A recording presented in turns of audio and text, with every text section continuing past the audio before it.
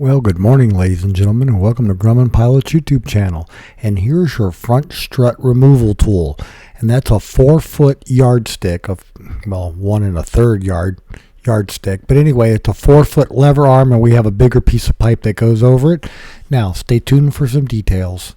So we would like to ask you please subscribe, hit the like button, and hit the notify to stay current with our content. Okay, now the nose strut will fit into that little column and the nut will go on the bottom. That piece of angle iron will end up with the hook on it. That's so you can hook something to pull, so you can be wiggling it and pulling on it all at the same time, and so you can kind of see what kind of action you get there with that. And then at the bottom, the bolt will come all the way through and you can put the castle nut on, and that way you've got it good and captured. It's not going to go anywhere. You're not going to fall down.